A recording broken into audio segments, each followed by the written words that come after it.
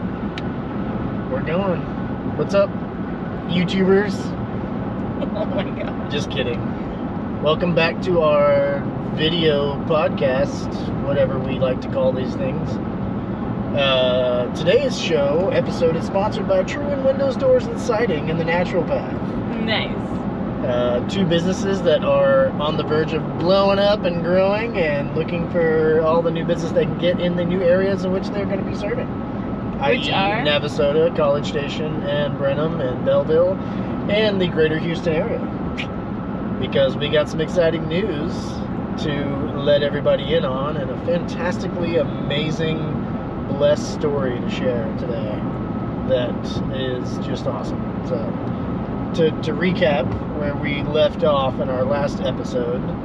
Okay, let me tell that part, okay, and then you start the fun story. Okay. So we officially moved out of our apartment because the angry old troll lived underneath us and was threatening us, and it was a bad situation. I'll spare everyone the details, but the good news is we are out, we are safe, and we've been living with Jay's mom. We appreciate her very much. Our animals appreciate her very much, and we have been shopping. We also appreciate the struggle of living at my mom's house. It is a much more confined space than we're used to. There are things that we do differently than my mom does, but we still appreciate the opportunity we were given to have a place to stay that afforded us the luxury of continuing to shop and having a place for our animals to settle in. That's right.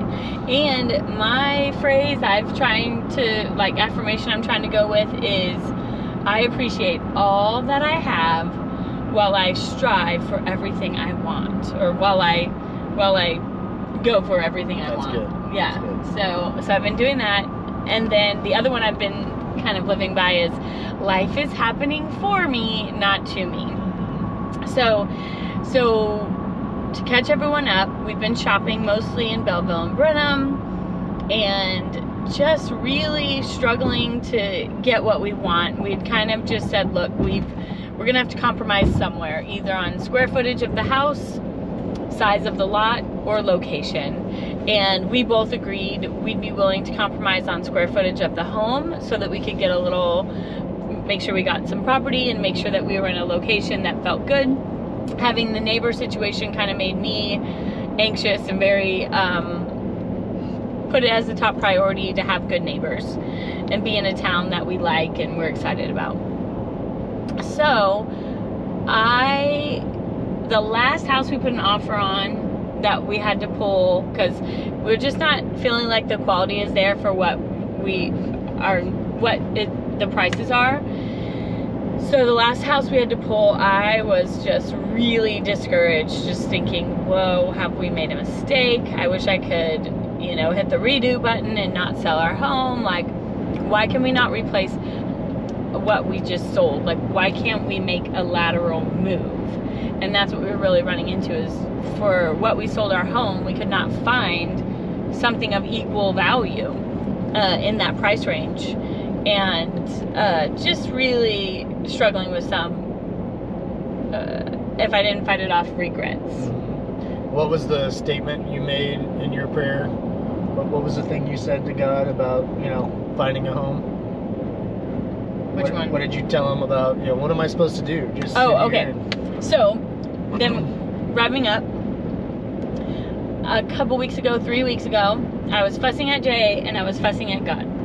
I was fussing at Jay saying, other than saying you want a house, what are you doing to help us find a house? Because I feel like I'm the one going out shopping on my Mondays off and coming back, and you're the one saying, no, I don't like it.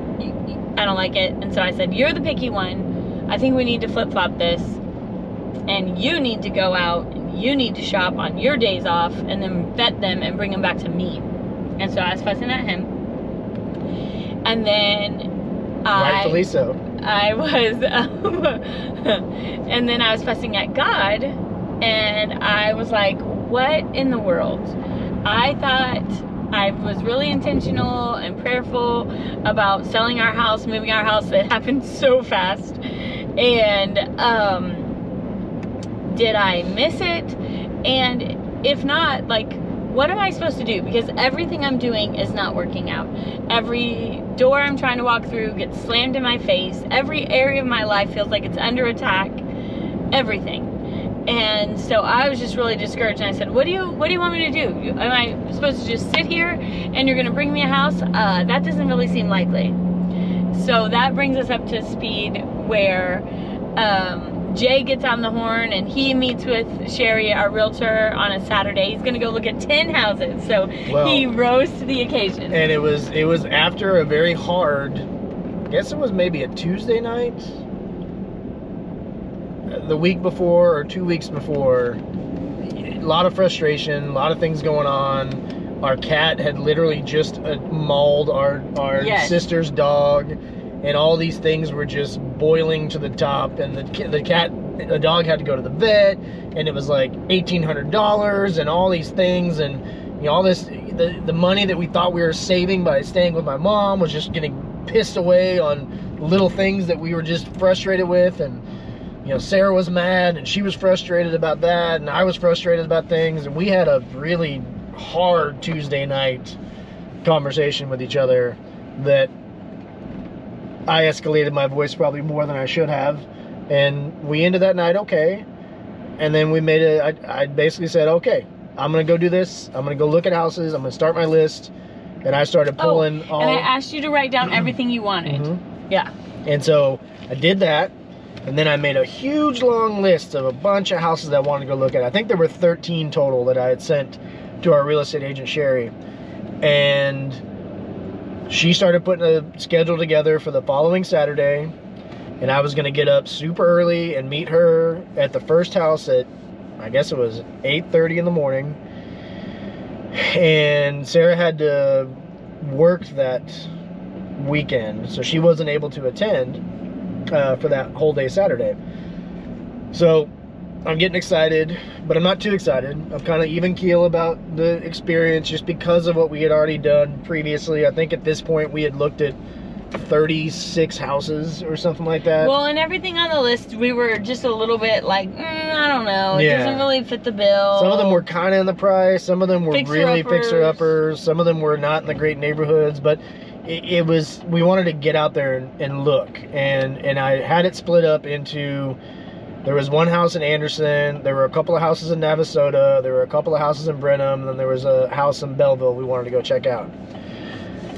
And so Friday night, went to bed, you know, a little uneasy, but ready for Saturday morning. Got up early Saturday morning, got my, you know, lunch loaded up, made myself a sandwich, got my cooler ready to go tackle the day and see what I could find. And so I drove out to Anderson to see the first house, and the drive out there was beautiful. These rolling hills, all these ranches, and I was like, okay, this could work. We could do this. And then when I got there, I realized it is out in the middle of nowhere, which was okay on 50% okay, 50% not okay.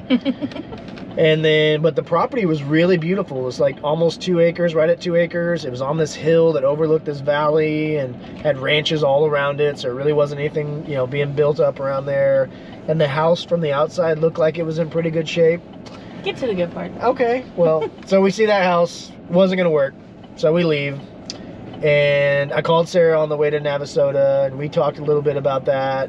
Kind of got, it was positive. I think we were excited. I was gonna go knock out the next house, which was in Navasota. And we drove on the way there, and when I got to Navasota, you kind of drive through this neighborhood that didn't quite look ideal. And I was like, oh well, maybe this isn't the best part of town or where we're going. And then when you finally pull off the main road into the neighborhood that I was going to look at, I was like, okay, well actually this is pretty nice. This kind of reminds me of the little neighborhood in Kingwood called Forest Cove. It's got big lots, got some older houses on it, very well maintained. You know, lots of you know, families around there that are, you know, prideful, taking care of their yards. Like, okay, this is nice, this is real good. So the house that we went to look at was an estate sale. And the lady that lived there, she had passed away in November. She was 101 years old. And I thought that was interesting because when I walked in the house, it's like, she was 101. Well, my grandma was 101 and she passed away in November. That's interesting.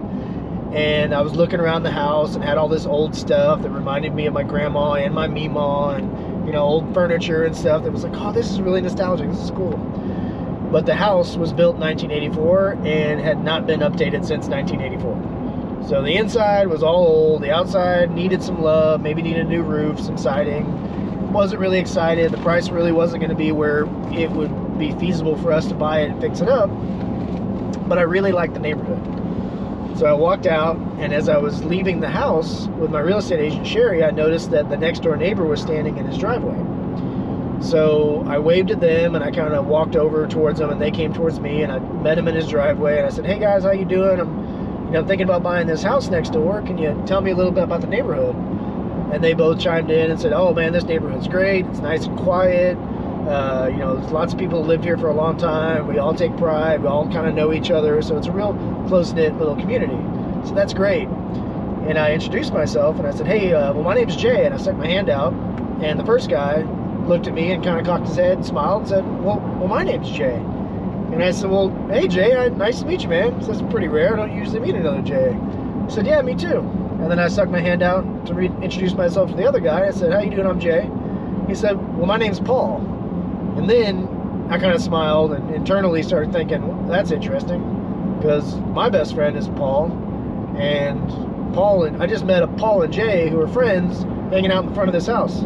That's an interesting coincidence. Yeah. So I got to talking, and they told me a little bit more about the neighborhood and the house. And I said, well, hopefully it'll be your neighbors, guys. I got to go look at a bunch more houses, but I'm gonna take off. And as I was leaving, Paul kind of yelled at me and said, hey Jay, do you have a card? Because I was driving in my truck, and he said, I just got my windows done recently, and I got a couple of doors I need to get replaced. I'd be happy to have you come out and do a estimate. I said, yeah, sure, no problem. Come back to the truck. I'll get you a card.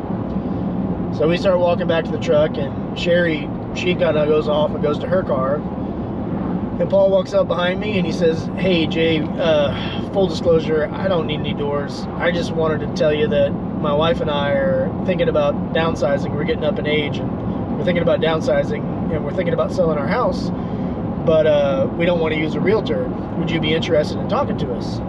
And I kind of caught my eye and said, well, Paul, it all depends on how much you want to sell your house for. And he told me his number, and I said, well, Paul, I think we should continue this conversation. Let me give you my cell phone number. I'd love to try to maybe set up a time for my wife and I to come back out here and take a look at the house. And then I kind of looked at his house, and I noticed some things that were of interest to me. He had some storage sheds in the back of his house. His yard looked really large, and he had a big carport on the side of his house, one for vehicles and one for an RV. I was like, well, that's tempting. That's interesting. And I have an RV. Yeah, well, because Sarah has an RV that she does her hair out of right now, and it'd be a great spot for that RV to live when we, if we decided to move there. So I go back, get in the car, and immediately I call Sarah. Caught her before she went to work, and I told her the story. And I believe her initial response to me was, I don't know, it seems kind of shady. He's like poaching off the realtor and the lady who passed away. Yeah, so I was like, okay, I hear you, totally understand. But here's the link. I texted her the link to the house on Zillow and said, well, here's the house. Just let me know what you think and how you want to proceed. And about 10-15 minutes later, she texted me back and said, okay, I really like that house. We need to talk to Paul. And I said, all right, I'll let him know when he calls. Scrupulous. Yeah. I'll let him know when he calls that we wanted to, try to set up a time to meet with him. So a couple hours go by, I look at a couple other houses, and in the meantime, I had a conversation with Sherry, our real estate agent, immediately when we got to the next house, and told her what had happened. Explained to her that, she is very important to us. She's done hard work for us. We are going to continue to use a real estate agent, and we will make sure she gets paid her commissions for this deal, because it was very important to us to make sure she got taken care of. And she appreciated that, said thank you so much. Most people would have gone about their day and then ghosted me and never talked to me again and bought that house outright. And I said, all right, well, that's not us. We're not going to do that. We take pride in our integrity. So Paul texted me a couple hours later. And he says, hey Jay, nice to meet you. We look forward to having you guys out. Whenever you guys want to set up a time, just let me know. And I texted him back and I said, well, how about tomorrow? We don't have anything going on except for church. If you guys are willing to have us, we'd love to come out and take a look at it and talk to you guys. And he said, well, I think that would work, but let me check with my wife. I got to see. We have church in the morning too, but we might be able to do something after 1 o'clock, but I'm going to let her weigh in before I say yes. So no problem, just let me know.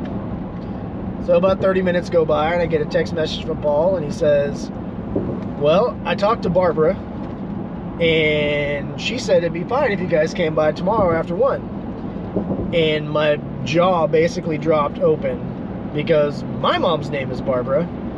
And the strange coincidences of this situation kept getting more and more. The names were very interesting. Yeah. They just were, there's too many little signs popping up. They were saying, hey, check this out. So I said that to Sarah and I just said, what the heck is going on here? And we both just said, I think your response to me was white stones. And that goes back to The Alchemist. If you ever get a chance to read it, it's a fantastic book. But so I get home and I kind of tell Sarah about all the houses and everything I went to, and I gave her kind of a list of about 4 of the houses that I looked at out of the 10 that would be worth her going to see on Monday with Sherry. And then we got ourselves ready to go out there on Sunday to check out this house. We go to church, great service, get ourselves ready, and we take the dogs and we drive out to Navasota. And I was excited about that because I wanted Sarah to see the neighborhood first. The house was a plus, but I wanted her to see kind of where the house was in relation to Navasota, because we had seen some properties in Navasota, and some of them were in great neighborhoods, some of them weren't. But I really, really liked where this house was, and I felt like she was going to really enjoy it when we got there. So, do you want to chime in on any of your No, keep going, you're good.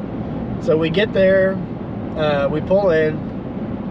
Immediately Sarah's like, oh, this is nice, this is really pretty, I really like this neighborhood. And for the record, like, probably at least double what we had been looking at in square footage, lot size, like, just amazing. Yeah.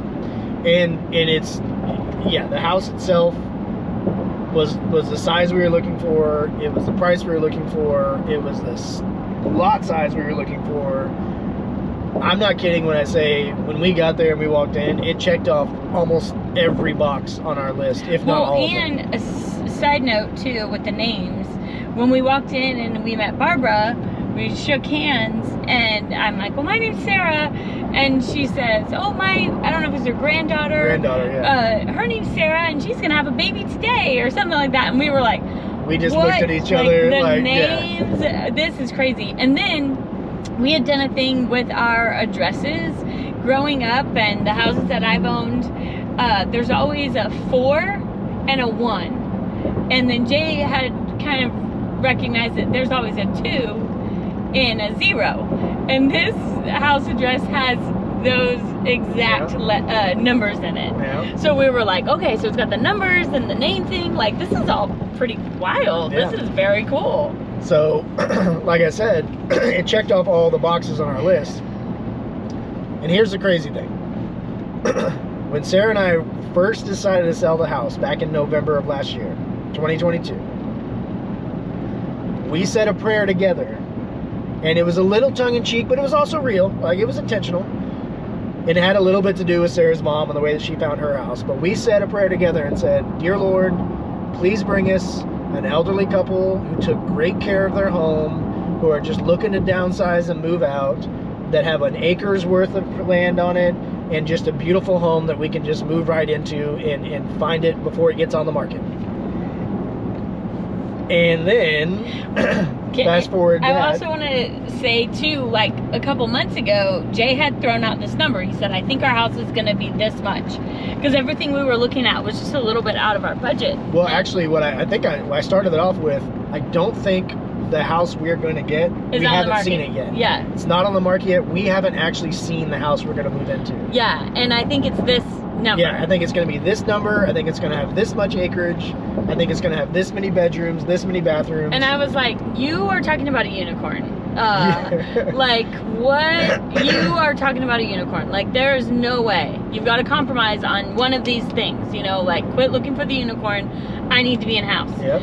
And so this house was exactly that. They were asking the exact number that Jay had said, and it was kind of unicorn in the sense that as we're walking through, it ticked every single box. Before we even sold our house, I had written a list of my wish list. My aunt had taught me to do this because she got her house, I don't know, 30, maybe even, yeah, 30 years ago. And she said, I wrote everything I wanted, and God just gave me everything on my list. So when we sold the house, I kind of did that, just a wish list, and then I prioritized it. You know, I said, hey, these are all the things I want, but then I put them in the order of, okay, I'll sacrifice this or I'll sacrifice that. We start walking through, and I mean, it ticks every box, and every box. And then Jay and I are both loving it. But one of the things on Jay's list is that he wanted a nice master bathroom. And so after we've walked through the house, they take us to the master. That was kind of one of the last places we saw. And we got in, and there was nothing wrong with it, but it was definitely dated. The bathroom was definitely dated. And I'm pretty sure it's the original bathroom that was the shower, at least, that was built with the house. Yeah, I think so too. Like, it had those old school, like, foot washing things on the bottom, or the baby yes. washing. Yeah, from the 70s. Shower pan from yeah, the 70s. Totally. Yeah. And so I said, well, in my head, I'm like, oh no, and I can feel the wind kind of out of Jay's sails when we get to the bathroom, but it's not offensive, and it's okay. It's the space is decent size, you know. And they go, well, about this bathroom, and I'm like, oh, here it comes, you know, there's some leak or foundation issue or whatever, because that had kind of been our experience up till now, and they go, well, we've already paid for it and we can't get out of it. We didn't expect to put the house on the market or to sell the house so quickly, but we've already paid for remodeling this bathroom, so it's going to be remodeled next week. We were like, wait, what? Literally gutting the whole shower and all the floor throughout the whole area to put in a brand new shower and brand new flooring throughout the whole bathroom. And we both looked at each other like, okay. Okay. Sounds good. But yeah, we start walking through the house, and there's all these little things, little subtle things that we noticed. One, in the guest bedroom, on the bed, was a quilt that Sarah literally had for the girls' beds. Same exact quilt with a rose on it and everything, same color and everything.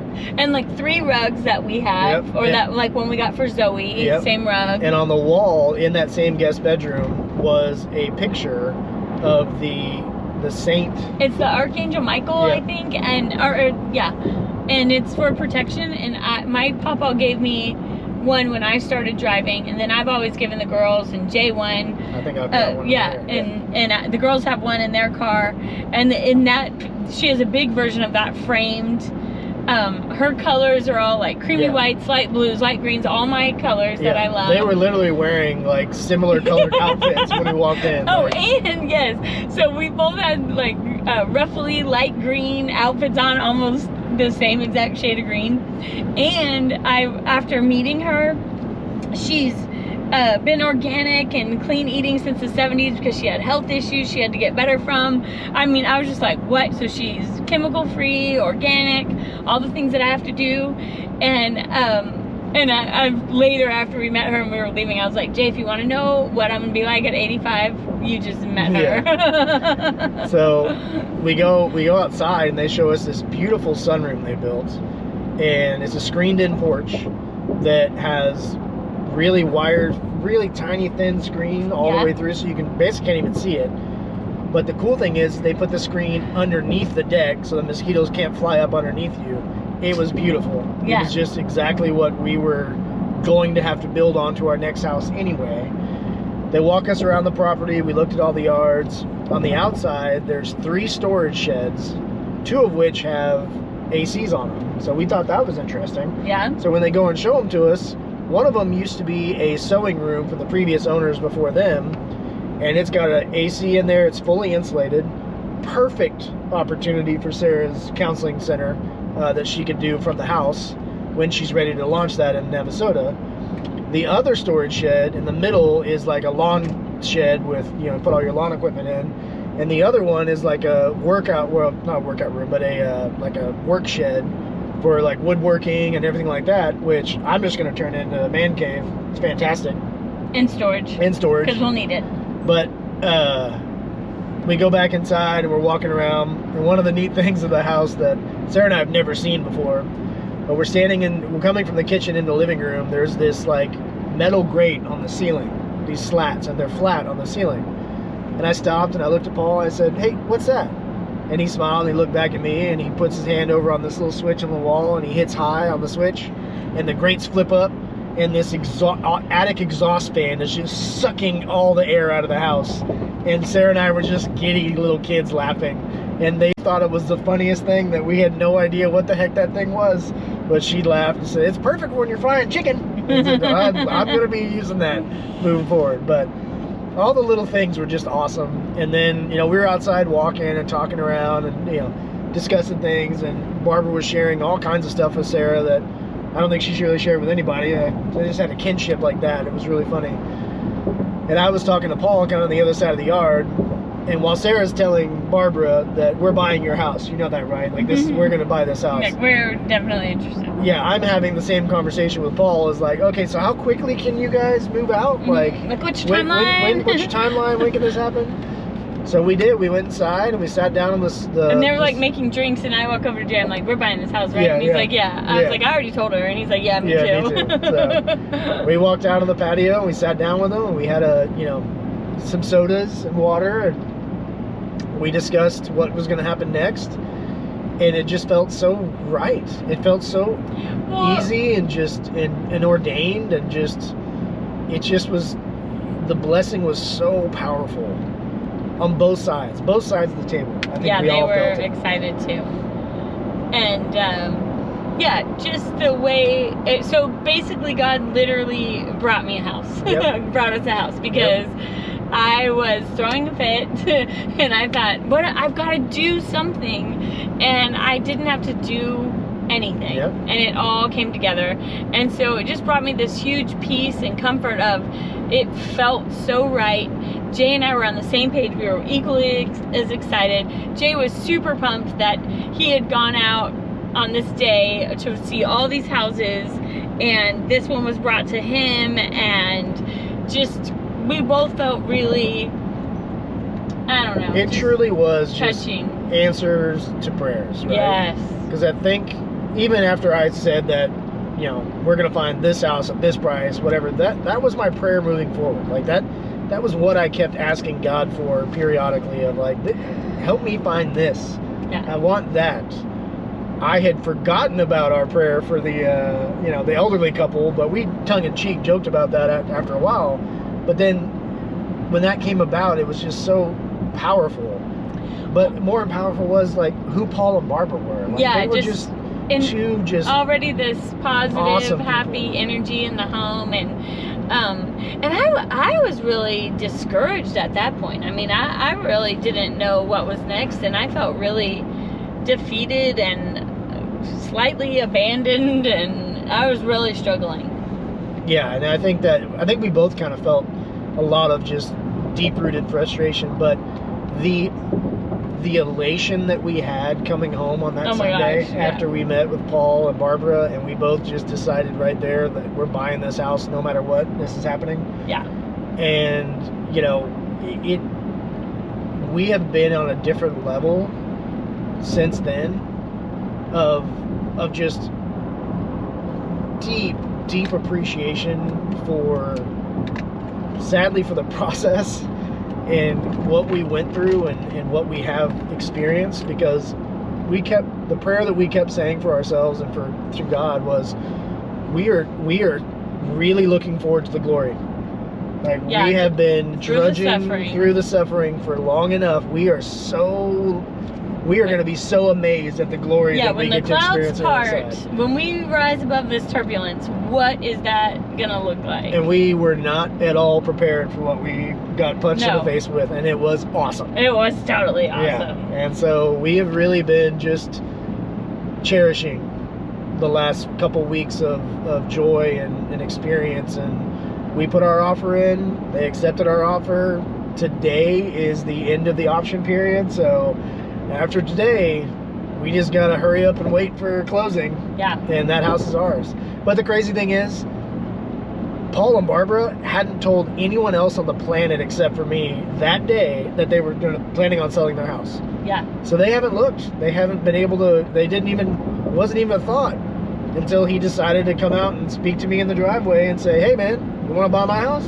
You know, and it really was just this awesome, ordained, blessed experience that the Lord had planned a long time ago, well before we ever even stepped foot in Arizona. He knew he was going to put us right there, right then, at that time. Well, and what's been this kind of continued comfort for me is that because I didn't go find it, I'm somebody who typically runs a little anxious and sees all the things down the road that could go wrong and tries to hyper, organize everything so that it all goes well without a hiccup.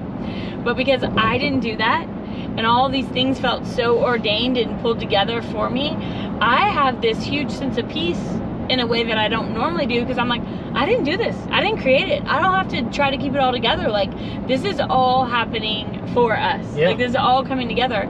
And so when the inspection was happening, I was like, I'm not even worried, even though we had other situations or whatever. I was like, I'm not worried. Why would all these things be coming together for it to fall apart now?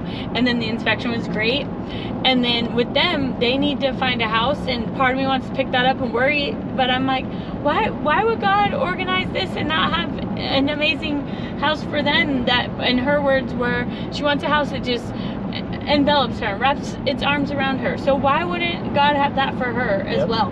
So I don't even feel like I have to pick up any of that worry and concern, because I have this trust and relief that I don't usually have. Yep. And it's just,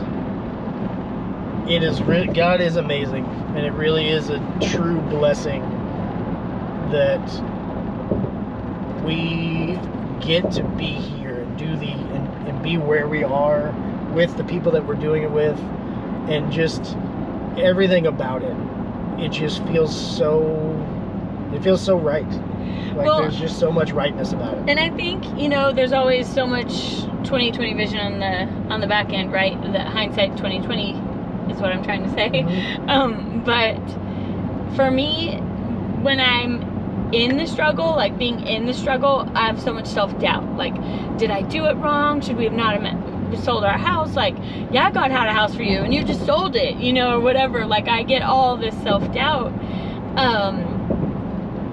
But now I'm able to say, because I don't like the transition. I don't like the gap of like what was is gone, but what is not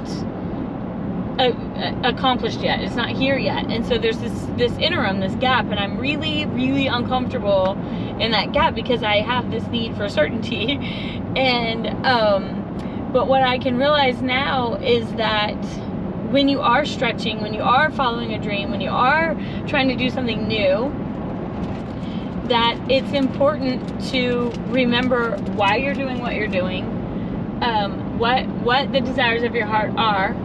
And one of my big dark clouds was kind of like, maybe this is selfish for me to pursue this and to stretch, or to think God cares about the minute details of my life. But that's one of the things that I think God was actually trying to teach me about himself, is that he does care about the details of our life. He does care about the desires of our heart, and what we desire is from him.